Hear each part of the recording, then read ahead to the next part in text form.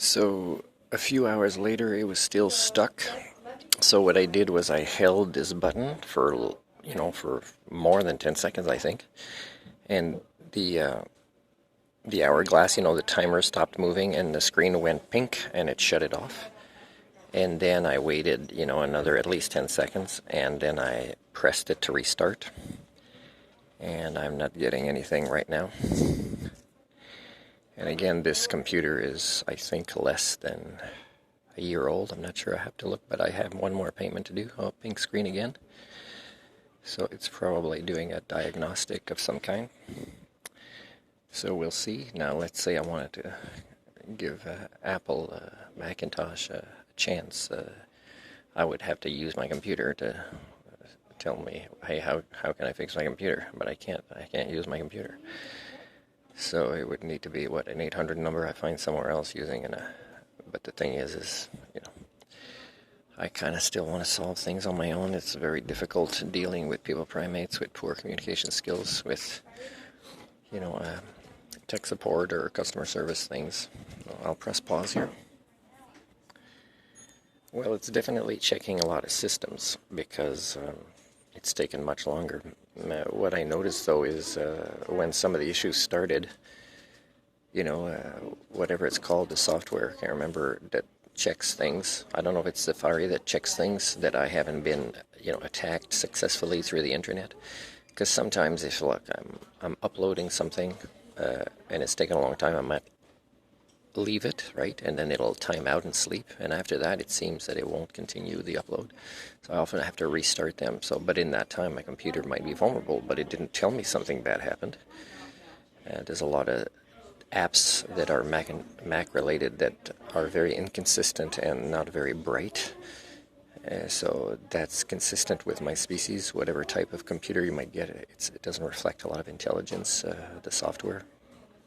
Maybe that's why they feel so threatened by software that gets more intelligent. It'll demonstrate how dumb people are that are specialists in software.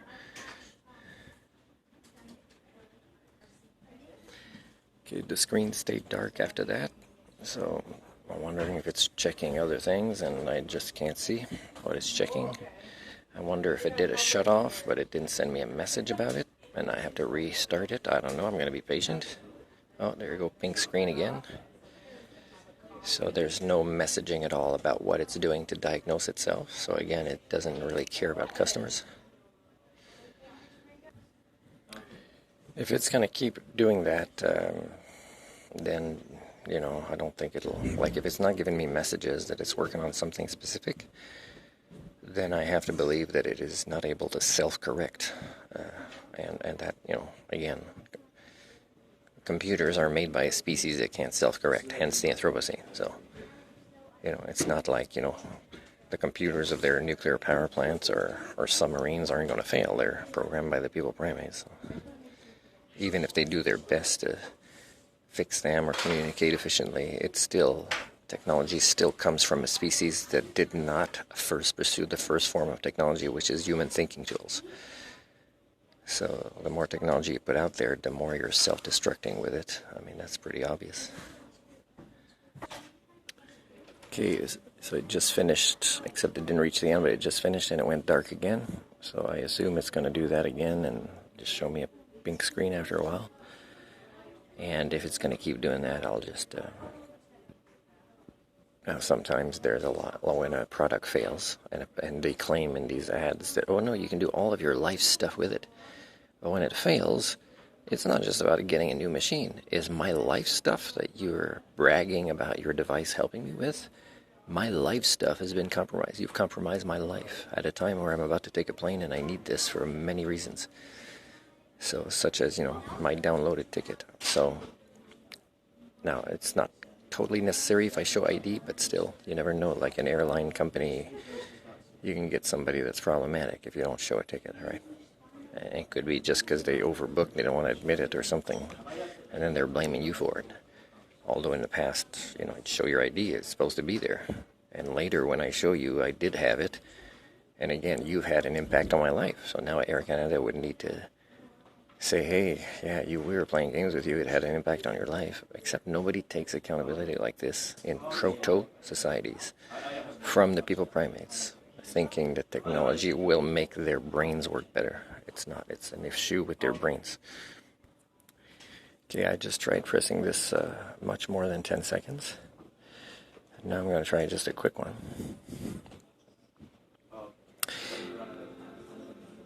And that's one of the things I don't like about the computer, is it always starts with the last volume to make that noise.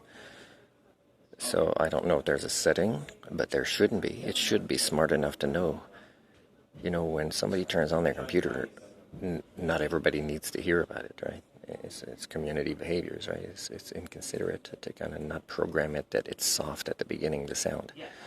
A lot of things self-adjust with this, like lighting related, or even if you open a new app, somehow the sound will change from what you had just set it at. So you always have to adjust it. But why did they not make the effort that it's not the last volume that would be often maximum if I'm not using a headset? When it starts up, it's super loud. So, that's human level thinking, human communities. Why would we make technology to annoy each other more or kill each other more with? It's ridiculous. So it's not even moving much now, so I don't know. I didn't see the pink screen in this last attempt to restart it. I'd have to contact this company, and they would say, oh, this is how you, let's say, take out the battery or do a reset, except that it's not something that we receive as instructions. So I have to waste my time, possibly with multiple different people on a call, to do this. And then I'm stuck with this. If I don't write it down somewhere, I'm stuck with a device where I'm dependent on incompetent people that waste more of my time to solve things that I could solve myself if it comes with a booklet that says, hey, here's some regular troubleshooting. Except that's consumer-centered, right?